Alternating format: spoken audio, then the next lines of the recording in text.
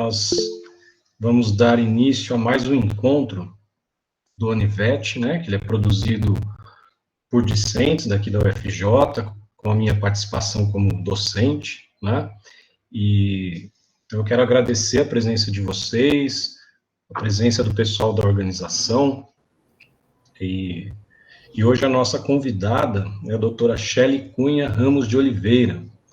Ela é formada pela Metropolitana de Santos, tem pós-graduação em Clínica Médica de Pequenos Animais e é fundadora da Nutrivet, né? Então, te agradeço, Shelly, por ter aceito esse convite. Eu sei que você é bastante atarefada e saiba que você vai contribuir para o nosso grupo e para o pessoal que está assistindo, né? Nós estamos na tentativa de divulgar essas informações, né? Temos uns alunos e alunas aqui muito aplicados nesse sentido, que trabalham com as redes, né? E agora nós vamos oficializar como um projeto de ensino, projeto de extensão.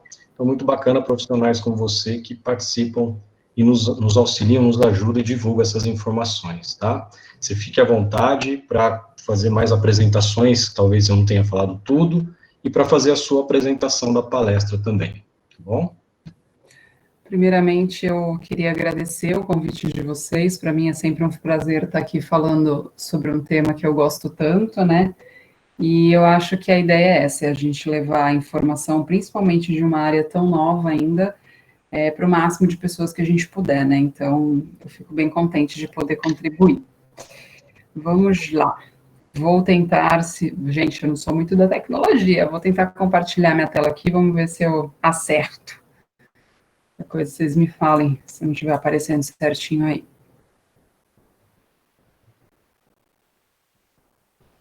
Tá vendo bem? Tá tudo certo? Sim, compartilhou.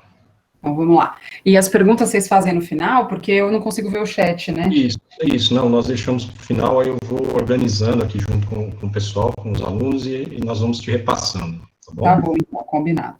Tá, joia. Então, vamos lá, gente. Queria começar contando para vocês como é que eu fui parar nesse mundo da nutrição, né? Então, como já foi dito aí, eu sou daqui de Santos, da Baixada Santista, eu tô formada, vai fazer 15 anos já, e desde então eu sempre trabalhei como clínica geral, de cães e gatos. E aí, há mais ou menos uns 5 anos, por procura mesmo dos meus clientes da clínica, enfim, eles começaram a querer mudar a alimentação dos animais, e eu não tinha esse conhecimento, né? Eles vinham e falavam, doutora, eu não quero mais dar ração e tal. Eu falava, putz, e agora? Eu não tive na faculdade nutrição da forma como eu vou conversar aqui um pouquinho com vocês. E aí foi então que eu comecei a ir atrás, fazer cursos, e acabei conhecendo a nutrição funcional e toda essa parte de alimentação natural, e gostei muito. E aí, em paralelo à clínica, eu comecei a atender nutrição. E vai fazer mais ou menos um ano, já fez um ano até, o tempo está passando tão rápido no meio dessa quarentena, né? Que eu agora estou atendendo exclusivamente só a parte de nutrição de cães e gatos. Eu faço atendimentos aqui na Baixada toda, serviço volante, e depois desse corona eu comecei a fazer atendimento online também, porque muitos clientes não estavam querendo que a gente fosse atender presencialmente, né? Enfim, então aí hoje eu fui convidada para conversar um pouquinho com vocês, e a gente acabou escolhendo um dos temas que eu mais gosto de falar, e se não for o que eu mais atendo na minha rotina, com certeza, mesmo que não seja o motivo principal das consultas, ele está em praticamente todas as minhas consultas, que é a obesidade. Então, como já foi dito, eu tenho uma empresa chamada Nutrivet, depois no final eu vou deixar meus contatos para vocês, o WhatsApp, o Instagram, e eu peço para vocês me prestigiarem lá, seguirem minha rede, que eu sempre coloco informações, e todas as segundas-feiras eu faço live com especialistas, então eu sempre convido algum colega de temas diversos, ligados ou não à nutrição, para a gente estar conversando e passando mais informações ainda para vocês. Então, toda segunda-feira, às 8 horas, tem live. Sigam lá, que é bem bacana. Então, vamos começar definindo aqui, né, o que é a obesidade, para a gente entender um pouquinho do quanto essa doença, porque hoje a gente já sabe que a obesidade é uma doença, né, pode prejudicar aí os nossos pets.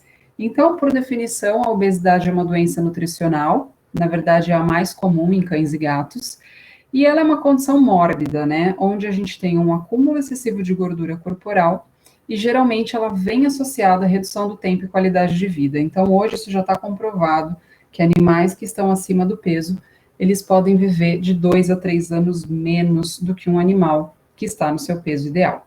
Então, se a gente pensar que os nossos pacientes já têm um tempo de vida reduzido, né, comparado com o nosso, menos 2, 3 anos é muito tempo, né?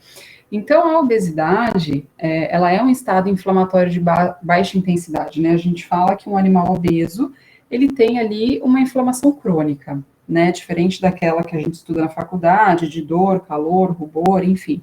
É um estado aí crônico e essa inflamação fica presente ali o tempo inteiro. O que acaba acontecendo é que o tecido adiposo doente, ele passa a produzir substâncias que são inflamatórias, e essa inflamação acaba gerando múltiplas consequências no organismo como um todo. A gente vai falar um pouquinho mais sobre isso.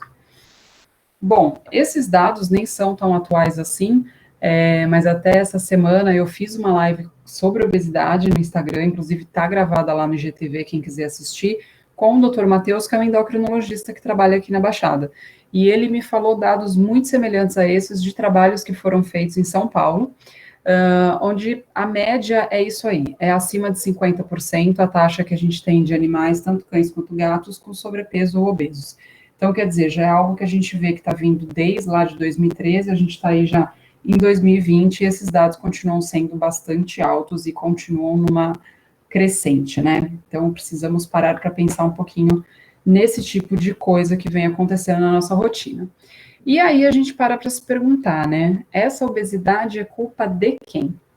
Então, essa é uma cena que eu vejo muito na minha rotina, não sei quantos de vocês aí já participam de rotina, fazendo estágio ou não, mas muitas vezes a gente acaba tendo tutores obesos com animais obesos, né? E aí o nosso papel como veterinário fica ainda um pouquinho mais complicado, porque mesmo quando o dono não é obeso, eu já vejo uma dificuldade muito grande das pessoas enxergarem que aquele animal está acima do peso. É que nem bebê gordinho, todo mundo acha bonito, né?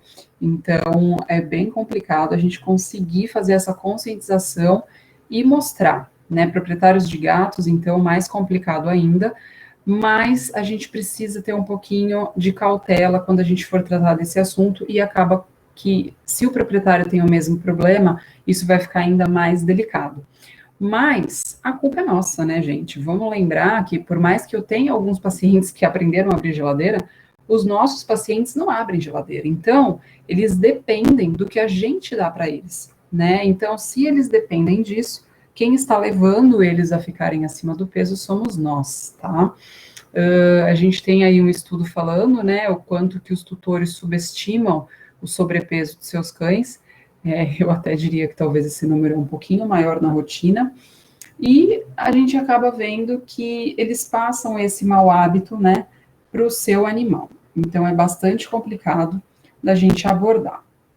Bom, uma coisa muito importante da gente falar em relação à obesidade, né, e na verdade em relação a todas as doenças aí, é que hoje a gente já sabe que nem os nossos pets, nem a gente, somos reféns da nossa hereditariedade. Então, o que isso quer dizer? Quer dizer que a partir do momento que foi mapeado o genoma e que nós já conhecemos, né, todo esse código genético e sabemos através de testes, né, isso na medicina humana já está sendo bastante feito, a gente faz um exame, sabe, ok, na minha família tem câncer, será que esse meu gene está presente ou não está?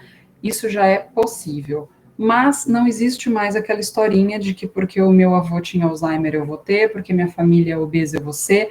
Então a gente sabe que apesar da gente carregar essa carga genética, de acordo com o nosso estilo de vida e com a qualidade da nossa alimentação, esses genes funcionam como um botão de liga e desliga mesmo. Então a gente vai ter esses genes ativados ou não, de acordo com o estilo de vida que a gente está levando, tá? Então, aí a gente vai poder ligar os genes de doença ou os genes de saúde.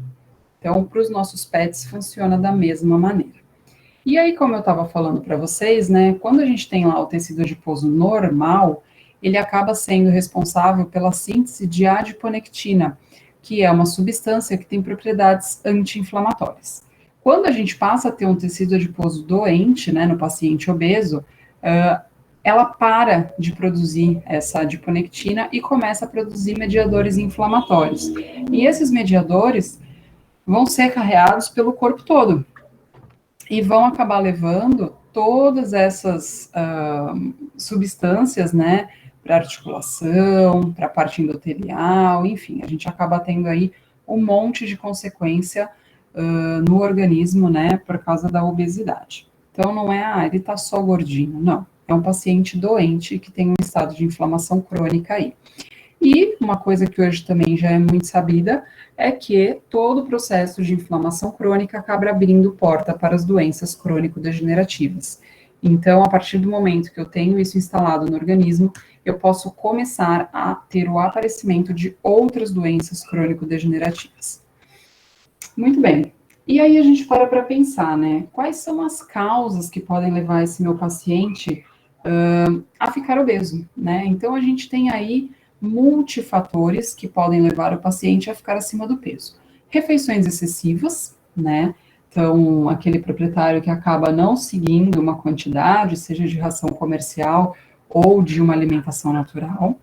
Atividade física insuficiente, o que é muito comum hoje em dia também, né? Devido à rotina que as pessoas têm, acaba que os animais acabam ficando dormindo o dia inteiro em casa. O fornecimento de resto de comida, né, o que a gente chama de comida de mesa, então aquela famosa bordinha da pizza, só um pedacinho da bolacha de água e sal, um pedacinho da casquinha do pão, e assim a gente vai indo. Rivalidade com outros cães pode acontecer em casas que tem mais de um animal, ou quando a gente está falando de canil, né, onde sempre vai ter aquele que come mais ou aquele que come menos, de acordo aí se isso não for supervisionado, né, o momento da alimentação. A castração, que é tão polêmica e tão falada, né? Todo mundo acaba culpando a coitada da castração como causa de obesidade. E as alterações hormonais, que também é a famosa probleminha na tiroide, né? Ah, não, o cachorro tem problema na tiroide, por isso que ele tá gordinho. Só que, gente, as alterações hormonais, elas vão aí fazer parte de 5% só das causas de obesidade. Então, eu acho que seria uma das mais baixas, né? Mas existe a possibilidade também. E aí a gente pensa, mas será que meu paciente está acima do peso, né? E isso até eu costumo falar muito para os tutores e converso muito sobre isso no Instagram, porque às vezes a gente olha, e a gente fala, tá, e como é que eu vou saber? Então, a gente fala que um paciente é obeso quando ele já está acima de 10% do seu peso ideal, né? Mas eu diria que a gente tem avaliações bastante subjetivas. Então, eu posso olhar um paciente e achar que ele está no sobrepeso, e um colega ao meu lado olhar e achar que ele está na obesidade. Mas a gente vai conversar um pouquinho sobre os métodos. O importante é a gente entender que, para eles, o ganho de peso é muito pior do que para a gente, no sentido de relação, né? Então, eu acho muito legal essa fotinho, que foi um folder que a Royal Canin distribuiu há um tempo atrás nas clínicas, onde mostra, de acordo com o porte do animal, quanto que 1 quilo faz de diferença, né? Comparando como se fosse na gente. Então, às vezes, é o que a gente mais escuta, doutora, mas ele só ganhou 1 quilo. Meu, não é 1 quilo, né? Então, é muito mais do que isso, e é muito legal a gente tentar fazer o proprietário enxergar isso. Bom, e aí a gente tem alguns métodos de avaliação que a gente acaba usando, né, para colocar esses animais dentro de um padrão. Então, a gente pode fazer o peso, né, através da balança, a gente usa isso bastante, né, uma avaliação de gordura corporal, então tem alguns métodos que a gente pode usar, algumas fórmulas, eu diria para vocês que não é o que a gente mais usa na rotina. O status corpóreo, né, ou então o score corporal, que aí a gente tem essas escalas de 1 a 5, de 1 a 9, então a gente tem algumas escalas onde a gente vê o animal que está no peso ideal, que está acima do peso ou abaixo do peso. Eu gosto bastante de usar essas escalas, porque eu acho que elas são bem visuais. Muitas vezes eu peço até para os proprietários fotografarem os animais, porque vira e mexe, eles falam, ai, doutora, mas ele só perdeu 100 gramas. E eu falo, não, não é só 100 gramas, né? Olha a cintura começando a aparecer, olha como a gente já vê que o animal dá aquela murchada, então, às vezes, o visual é muito mais impactante do que a balança. Ó, mais uma escalinha aí para vocês já devem estar carecas de ver isso, né? Mas são algumas formas aí da gente fazer para saber se esses animais estão acima do peso ou não. E aí, a gente está falando tanto que a obesidade é ruim, né? Quais são as consequências, então, que essa doença acaba trazendo para o organismo dos animais? Então, aí eu coloquei listado para vocês algumas, né? A gente precisa lembrar que a gente tem uma inflamação presente, né, uma inflamação crônica, redução da expectativa de vida, eu acho que isso talvez seja algo que faça o proprietário repensar, né, que o animal dele não está só gordinho, e todas essas alterações que vocês estão vendo aí. Então, problema articular, câncer, doenças respiratórias, um aumento de risco na anestesia, doenças dermatológicas, né, aquelas dermatites de dobra. No caso dos gatos, é comprovado que eles podem desenvolver o diabetes. Então, a gente tem aí bastante alteração que esse animal que está acima do peso pode passar a desenvolver. Lembrando mais uma vez que a inflamação crônica vai resultar nessas alterações osteoarticulares. Muitas vezes a gente fala, o animal está com dor na articulação porque ele tá acima do peso e isso acaba gerando uma sobrecarga. Mas nem sempre a dor é só pela sobrecarga. Muitas vezes a gente vai ter ativação dessas citocinas inflamatórias que eu falei para vocês e elas vão agir nas articulações. Então, esse animal passa a ter dor não só pelo sobrepeso, mas por ativação também desses mediadores inflamatórios.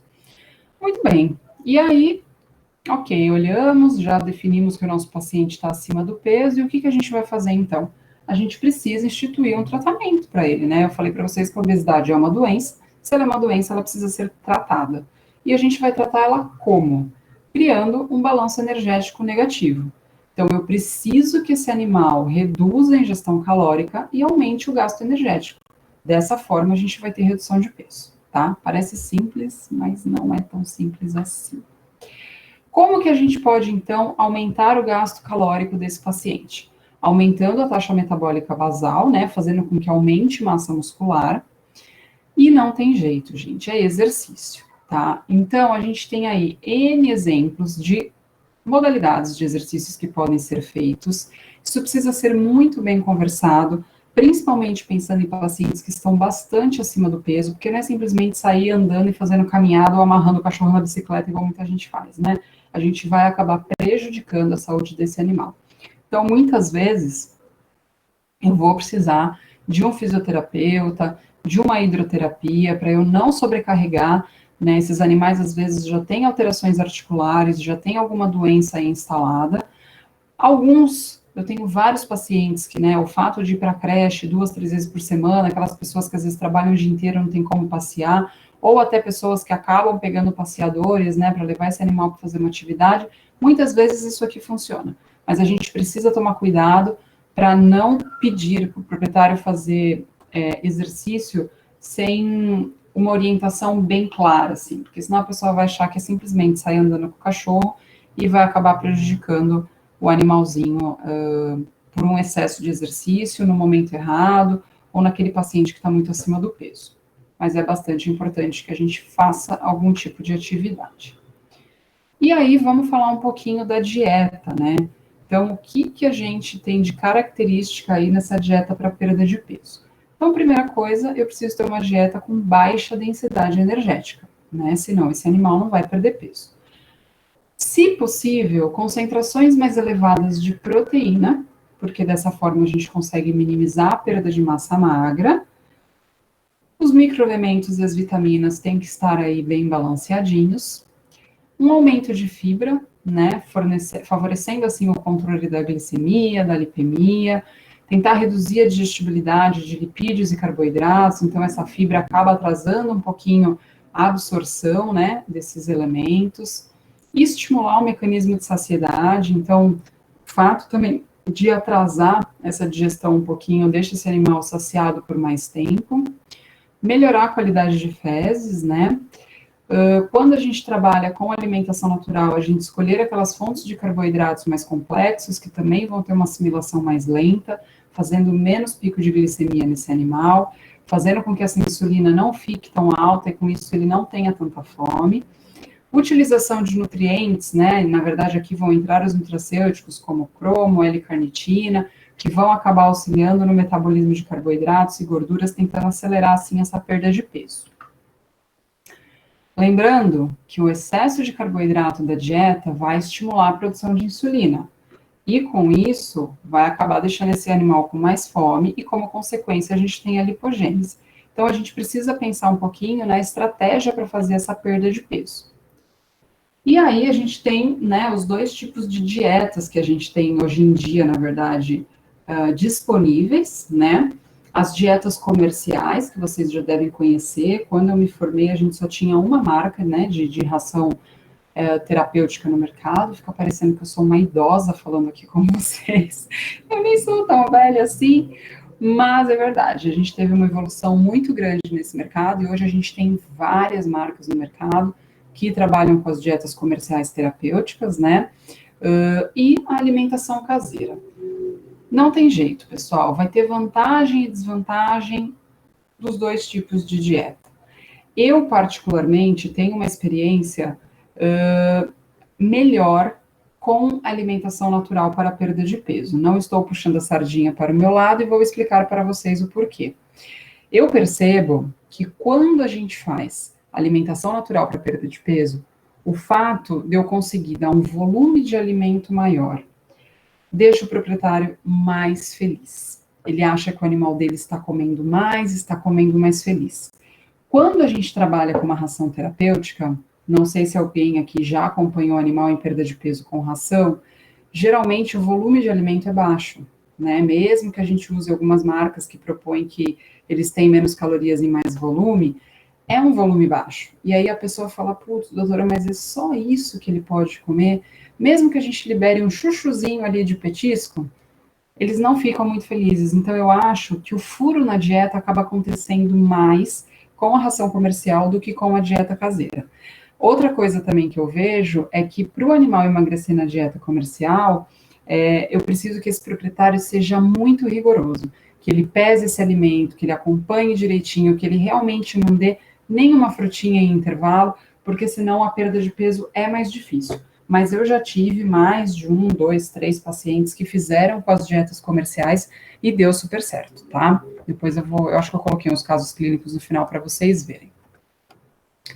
Bom, aqui eu coloquei para vocês, a título de curiosidade, algumas estratégias que a gente consegue fazer na alimentação natural. Então, a low carb é uma que eu sou bastante fã, e a gente tem algumas formas de fazer isso também, então, com uma redução maior de carboidrato, uma redução uma restrição não tão grande, mas basicamente esses animais vão se alimentar de proteína, legumes e verduras. A fonte de carboidrato acaba vindo de legumes e verduras. A gente não vai colocar arroz, batata, mandioca, nada aí de fonte de carboidrato.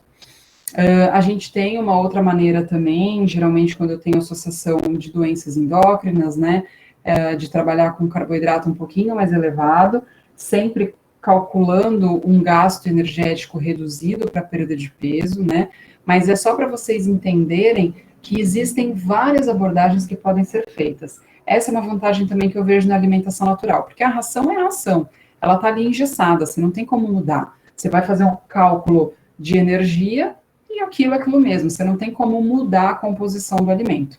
Então, na alimentação natural, se o animal não responde de uma forma, a gente consegue mudar para outra. Então, eu vejo que tem uma flexibilidade muito maior, tá? Então, também é uma vantagem aí da alimentação natural. Coloquei aí, ó, algumas para vocês, não estou ganhando nada de marca nenhuma, mas é só para vocês verem que hoje em dia a gente tem bastante marca no mercado. Antigamente a gente não tinha todas essas opções, né? E aí a gente vai ter estratégias diferentes, paladares diferentes, e aí cada veterinário vai acabar escolhendo aí o melhor para o seu paciente. Bom, a gente costuma dizer que tratar um obeso resistente insulínico com carboidrato é a mesma coisa que a gente dá álcool para um alcoólatra, né? Então, se a gente sabe que o problema desse paciente está sendo excesso de carboidrato, é isso que a gente vai dar? Então, muitas vezes a gente precisa pensar se realmente essa é a melhor abordagem terapêutica, dietética que eu estou fazendo para esse paciente, tá? Por isso que eu sou bastante fã da low carb e eu tenho resultados bem legais, assim, eu vejo que eles respondem muito bem. Coloquei para vocês aí também alguns nutracêuticos, né? Então eu gosto bastante de trabalhar não só com a dieta natural, ou mesmo quando eu tenho pacientes que não vão para a dieta natural e que a gente acaba trabalhando com rações terapêuticas, eu gosto bastante de fazer associação com nutracêuticos, lembrando que para isso eu preciso da colaboração do proprietário e muitas vezes da colaboração do pet, né? Porque às vezes tem animais que a gente não consegue fazer a administração das medicações. Isso aqui é um plus no tratamento. Então, se isso vai ser um problema financeiro ou um problema no dia a dia desse proprietário, às vezes a gente acaba não colocando, mas quando a gente consegue colocar, é bastante legal, acaba tendo aí uma resposta boa, né? A gente acaba tendo um enriquecimento, digamos assim, no nosso tratamento, porque a gente consegue dar suporte hepático, a gente consegue entrar com antioxidantes, vocês podem ver aí que eu coloquei até as vitaminas, cada uma vai ter uma função diferente aí, né, agindo e ajudando nessa parte de queima de gordura, de tireoide, enfim, então a gente tem N nutracêuticos que a gente pode usar para melhorar esse tratamento, mas nem sempre é fácil, eu não sei na região de vocês. Aqui eu tenho bastante dificuldade de conseguir usar nutracêutico, porque as fórmulas acabam saindo muito caras.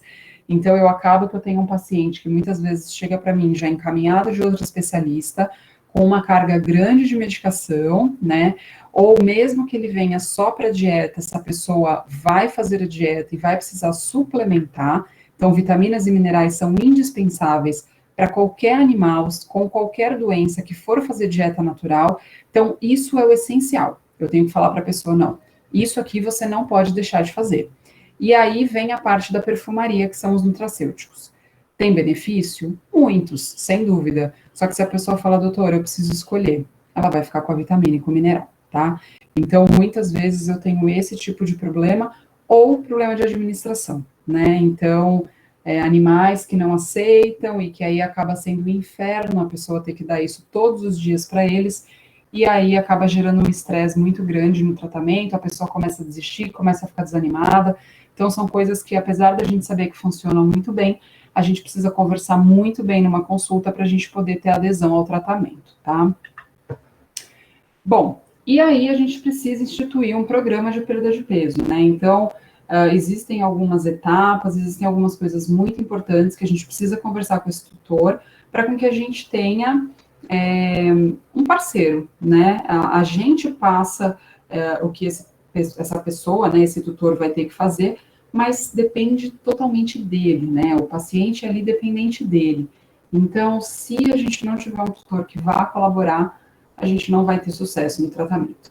Então, primeira coisa, a gente precisa convencer esse tutor que esse animal está acima do peso, de todas essas consequências que a gente conversou, né? E ele precisa estar engajado em querer que o animal dele perca peso. Antes de iniciar o tratamento, eu sempre realizo exames laboratoriais. Eu preciso descartar doenças concomitantes que possam estar influenciando nessa obesidade. Então, por exemplo, se eu tenho um paciente com hipotireoidismo e eu não tratar esse hipotireoidismo, às vezes eu não vou conseguir fazer perda de peso. Se eu tenho um paciente com hiperadreno descompensado, eu não vou conseguir trabalhar esse cortisol, eu não vou conseguir trabalhar essa dieta. Então, a gente precisa ter certeza de como está o organismo desse animal, o que eu tenho ali junto com essa obesidade, para que eu possa entrar com um programa, né, com toda essa parte nutricional bem voltada e bem personalizada para o problema que esse animal tem. Pesar o animal e estabelecer pesos metas, tá? Então, eu sou chata pra caramba e eu normalmente peço para os meus clientes me mandarem o peso dos meus pacientes toda semana. Não adianta a gente querer ver depois de um mês, às vezes o paciente ganhou muito peso, ou às vezes perdeu mais peso do que a gente queria, então eu acho que esse acompanhamento tem que ser próximo. E a gente sempre estabelecer metas, porque senão as pessoas desanimam, falam, mas é só 100 gramas, é só mais 200 gramas, e a gente tem que estar ali sempre incentivando, tá? Estimar a perda de peso semanal, e se possível, o tempo, né, que vai demorar. Então eu sempre falo, a perda de peso acontece? Sim, mas eu tenho paciente que está em tratamento 1 ano, né? A gente tem que contar que em alguns momentos podem acontecer os platôs, a gente tem que contar que vai ter semana que o cachorro roubou a ração do vizinho, que veio a prima ficar na casa e deu, e teve um churrasco no fim de semana e alguém deu, enfim. Então, a pessoa precisa saber que não é do dia para a noite, né? Que nem a gente, você demora anos para engordar e quer emagrecer em um mês, né? Projeto verão. Então, eles é a mesma coisa.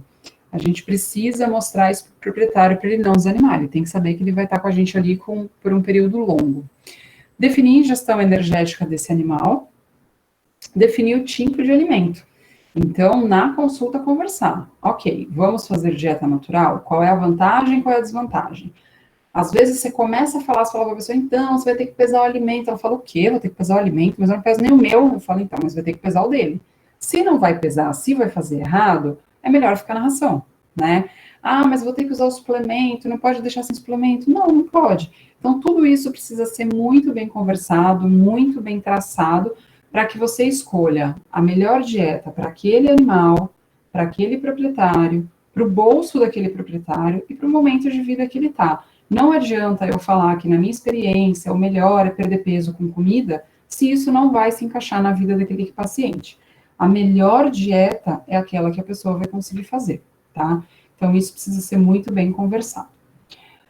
Fracionar a ração ou alimentação natural ao longo do dia, muitas vezes funciona, isso vai depender também de como é o manejo e o hábito que esse paciente já está, né? Nem sempre a gente consegue mudar. Cortar petiscos e guloseimas, eu acho que isso aqui é uma das coisas mais importantes, né? A maioria das pessoas dão. Eu costumo colocar uma lista de petisco em todas as minhas dietas, independente da doença que esse paciente tenha, porque eu percebo que o proibir é pior do que a gente criar. Eu falo que a gente tem que criar aliados, né? Não adianta eu falar, não, não pode. Eu tenho que falar, vai poder tal coisa em tal quantidade. Porque você vai proibir, as pessoas vão dar escondido. Então, é melhor com que a gente tenha uma parceria e eles tenham opções do que dá, do que a gente proibir tudo, tá? Então, eu gosto de trabalhar dessa forma, mas aí cada veterinário tem uma conduta diferente. E estimular exercício físico, né, dentro daquilo que a gente já conversou. Então, vendo os limites desse animal, vendo se uma caminhada agora é bem-vinda, ou se talvez primeiro ele vai ter que ir para uma hidro, ou se talvez primeiro ele vai ter que fazer uma esteira monitorada por um físio, enfim. Isso tudo precisa ser conversado também e ver o que esse proprietário vai poder fazer, né? Porque aí às vezes você vai falar, ah, tá, mas já tá fazendo a dieta, já tá gastando com nutracêutico, vai poder pagar uma físio? Às vezes não. Então, isso precisa ser muito conversado. Reavaliar o animal a cada 15 dias, isso na verdade eu acabo fazendo, que nem eu falei para vocês, eu peço para ele me mandando semanalmente aí o peso, se precisar eu vou reajustando dieta, né, e vou acompanhando bem de perto mesmo, comprovar, né, os progressos, então é aquilo que eu falei para vocês, não às vezes tem gente que vai ficar feliz em ver na balança, tem gente que vai falar, ah, doutora, eu tô achando que é pouco, e aí a gente pede uma foto. Então, a gente precisa sentir como que aquele cliente é, para mostrar para ele que a gente está tendo progresso e ele não desanimar, né? Sempre parabenizar, porque a vitória, o sucesso é do doutor, né? Quem está tendo ali um baita trabalho de fazer comida, pesar comida, ou que seja pesar ração e escutar o cachorro chorando e não pedir comida, e pedindo comida e você não dá, é o tutor. Então, a gente tem que falar, não, parabéns, né? O esforço foi seu, tá sempre ali incentivando, para que eles não desanimem, gente, porque só quem já fez dieta e quem já fez dieta nos pets sabe o quanto a gente desanima no meio do caminho. Então, a gente precisa, né, estar ali sempre junto com os proprietários. Manter, né, essa dieta para evitar as recaídas e, o mais difícil, né, após atingir um peso ideal, o peso meta, estabelecer uma dieta de manutenção e continuar acompanhando esse paciente. Porque, às vezes, quando a gente está na fase da perda, o proprietário está feliz, está empenhado, e aí, quando chega no peso ideal, a pessoa relaxa. Fala, ele está no peso bom agora, se eu der só um pedacinho a mais, não vai acontecer nada. E, às vezes, é quando esses animais começam a ter reganho de peso ou entrar naqueles efeitos sanfona. Então, é bastante importante a gente seguir com o acompanhamento, né?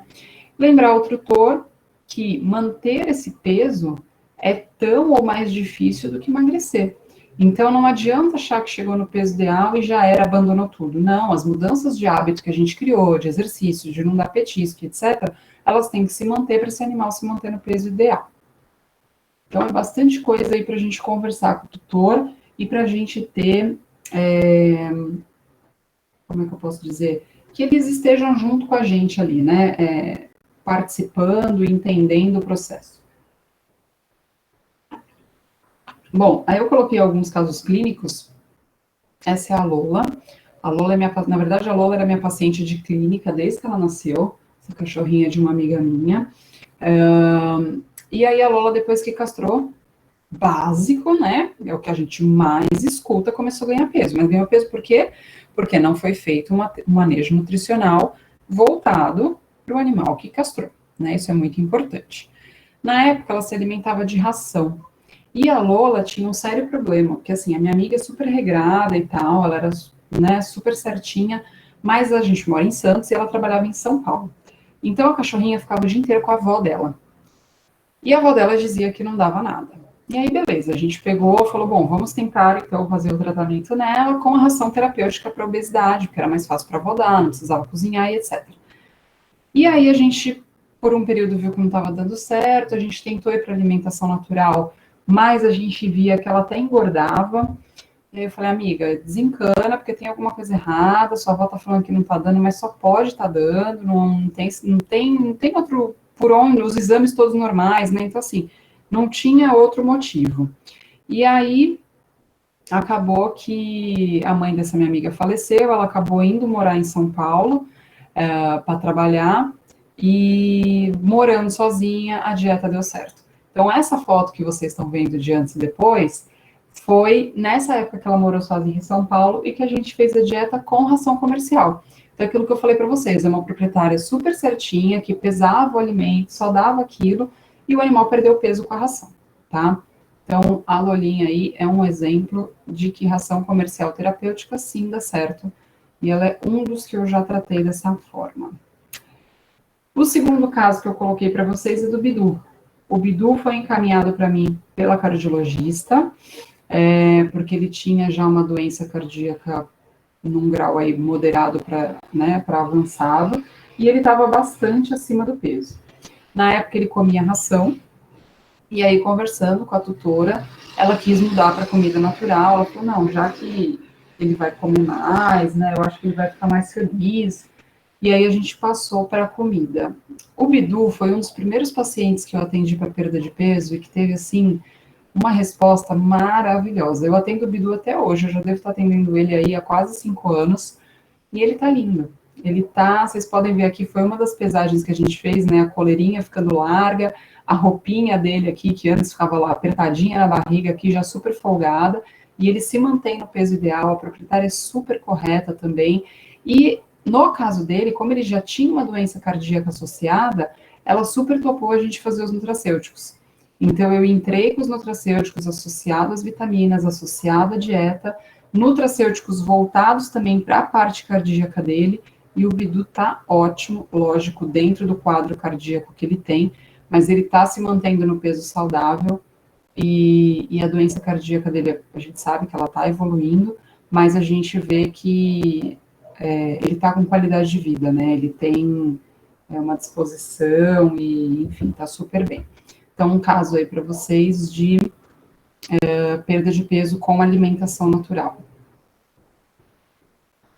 O Flick foi um dos meus primeiros pacientes também com alimentação natural, ele era meu paciente de clínica, e na época, ele, além de estar acima do peso, que já era algo que eu vinha falando com os proprietários, ele precisa emagrecer, e eles não me davam muita bola, e davam petisco, e compravam sacos daqueles ossinhos de palito, enfim, era um inferno. E até que o Flick começou a ter alteração em fígado.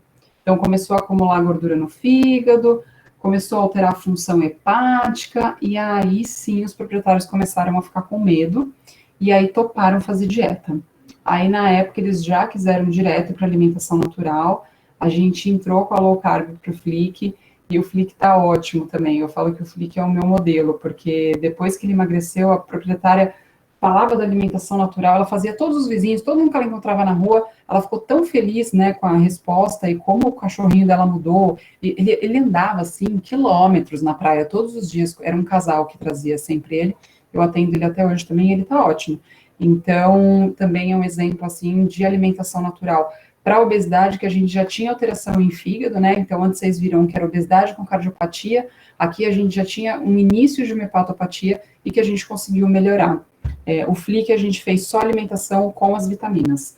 Eles não fizeram nenhum tipo de nutracêutico na época. Bom, pessoal, trouxe para vocês de forma assim bem reduzida, bem superficial, a forma como a gente consegue trabalhar a obesidade. Eu sei que é um assunto que dá para a gente aprofundar muito mais, mas eu acho que esse não é o intuito aqui, a gente saber que a nutrição vai ajudar muito e que a gente precisa intervir nesses pacientes que estão acima do peso. Eu acho que hoje minha casuística de paciente acima do peso, ela é mais de 80%. Independente da doença que o animal tenha, a maioria dos pacientes que eu atendo estão acima do peso. E muitas vezes a pessoa fala, não, doutor, eu vim só por causa do câncer, não tem problema quem está acima do peso. E não é bem por aí, né? Então, a gente precisa mostrar todas essas consequências, a gente precisa conseguir parceria com esses tutores e a gente acaba vendo os resultados, são maravilhosos, né? Então, eu espero que eu tenha conseguido passar para vocês um pouquinho de como a nutrição pode ajudar, não só na obesidade, mas em várias outras doenças. Deixo para vocês aí o meu WhatsApp, fiquem à vontade, se tiverem dúvidas, quiserem mandar perguntas, enfim. Tem as minhas redes sociais também, então me sigam lá, Instagram, Facebook, que nem eu falei para vocês, de segunda-feira eu tenho esse projeto de live com especialistas, se vocês quiserem sugerir temas, fiquem à vontade também, e é um prazer estar aqui, espero que vocês tenham gostado, e se tiverem perguntas eu estou à disposição.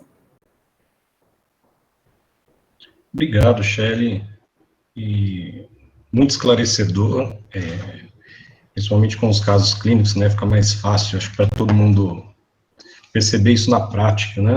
Sim. E tem sim, tem algumas perguntas aqui, eu vou fazer na sequência que apareceram, e se aparecer mais, né? Tá bom, vamos lá. Tá. Tem uma aqui da Juliana, ela perguntou para você se na ração comercial para obesos, podemos seguir a quantidade estipulada no rótulo ou é necessária uma avaliação individual? Olha, eu sou muito fã de avaliações individuais, né? Porque eu acho que o veterinário que está acompanhando, ele vai conseguir saber. Então, se esse animal, porque assim, a gente tem uma perda de peso estipulada, né? Então, eu não posso fazer uma perda de peso, por exemplo, acima de 30% desse animal. Se ele precisar perder muito peso, vamos supor, o cachorro precisa perder mais do que 30% do peso dele. Se a pessoa for sozinha olhar na tabela ali, ela vai olhar, se ela escutou alguém falar que ela tem que olhar para o peso que o cachorro deveria ter, ela vai lá e vai olhar. E aí, se eu fizer uma perda de peso acima do que é o saudável, eu posso ter perda de massa magra, a gente vai prejudicar esse animal, né? Então, eu acho que para a gente tratar a obesidade, a gente precisa de um acompanhamento veterinário, seja nutricionista, né, nutrólogo ou não. Então, o clínico geral, para trabalhar com as rações terapêuticas, teoricamente, o clínico geral estaria apto a isso, né? E aí, quando ele achar que ele não está, ele encaminha para um colega que vai fazer. Às vezes o endócrino faz isso, né? Tem regiões que não tem nutri, enfim. Mas eu sou bastante fã do acompanhamento, sim. Joia, vou emendar uma outra da Juliana aqui, que perguntou, é essencial mudar para a ração de obesos ou podemos adequar a quantidade com a ração de manutenção?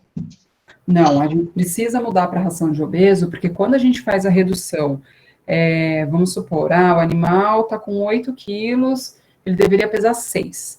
E aí você vai olhar a quantidade de 6 quilos de uma ração de manutenção. Você vai estar deixando esse animal com deficiência nutricional, porque ele vai receber os nutrientes que seria para um animal de 6 quilos, não de 8. Então, com a ração de obesidade, isso não acontece, porque ela foi programada, né, enfim, calculada para perda de peso. A de manutenção, não. A gente acaba restringindo o nutriente junto com o volume, né? Então, não é indicado, não. Joia. Tem uma pergunta da Linda Meire aqui, que é o seguinte, está perguntando se a obesidade estiver relacionada a doenças como diabetes, qual que é a melhor conduta nutricional para promover a perda de peso do paciente? Acho que aí eu vou adicionar algo mais aí também, é o seguinte, acho que para você ligar com aquela questão do low carb ou não, né? Sim. Se é por aí, no caso do diabético. Então, na verdade, assim, toda vez que a gente tiver uma doença endócrina associada, independente da minha abordagem nutricional, eu preciso ter o tratamento dessa doença, né? Se a gente não tratar, esse paciente não vai estabilizar e eu não vou conseguir fazer perda de peso. Aqui, eu estou muito acostumada a trabalhar em parceria com os endócrinos, tá? Então, geralmente, eles ficam com essa parte clínica, né, da endócrino, e eu fico só com a dieta. Já aconteceu de eu atender, às vezes, pacientes de regiões que não têm endócrino, e aí eu preciso da colaboração do clínico geral dessa pessoa. Por quê? A parte medicamentosa, por exemplo, ter que aplicar insulina, chegar numa dose de insulina, isso não cabe a mim, né? Então, eu sempre preciso dessa parceria, ou com o clínico geral ou com o endócrino. E aí, o tipo de alimentação vai depender muito do que aquele proprietário está disposto. Então, por exemplo, às vezes eu vou pegar um paciente diabético que a pessoa quer dar ração. E aí, eu, junto com o endócrino, a gente vai conversar, bom, tá com a insulina, tá com não sei o quê, beleza, vamos tentar essa ração. Ah, não tá dando certo? Vamos conversar para tentar ir para comida. E isso varia muito. Em geral, eu não trabalho com low carb em diabético, a gente precisa fazer uma dieta mais equilibrada, digamos assim. Mas varia muito de paciente para paciente.